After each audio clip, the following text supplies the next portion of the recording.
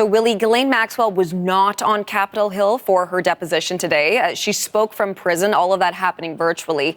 What do we know about what was said behind closed doors?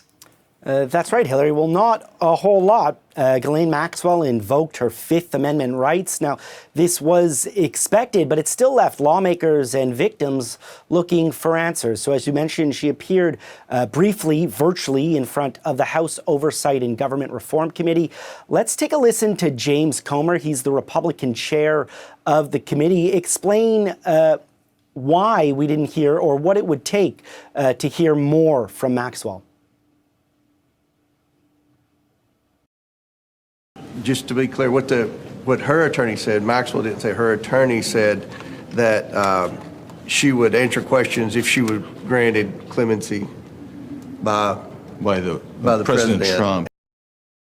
Now, Maxwell's currently 4 years into a 20-year sentence for conspiring and helping Jeffrey Epstein to sexually exploit girls. Her name is mentioned frequently in the recent release of more than 3 million documents and files related to the convicted sex offender who died by suicide in 2019, including her early involvement in the launch of the Clinton Global Initiative. That was back in 2004. Now, the Oversight Committee is investigating the federal government's handling of Epstein's crimes. They're also expected to hear from former President Bill Clinton and former Secretary of State Hillary Clinton later this month. Important to note here, Hillary, that the Clintons are not accused of any wrongdoing.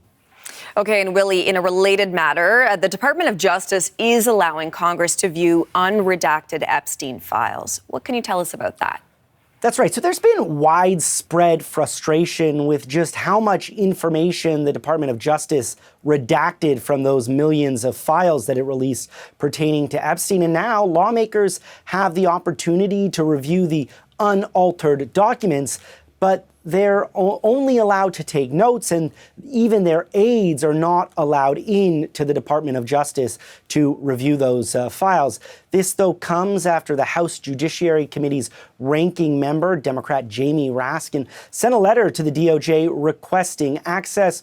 In the letter, he said that the committee wants to ensure the redactions comply with the Act's requirement that materials be withheld only in narrow circumstances. Hillary, most of those circumstances involve protecting victims' identity.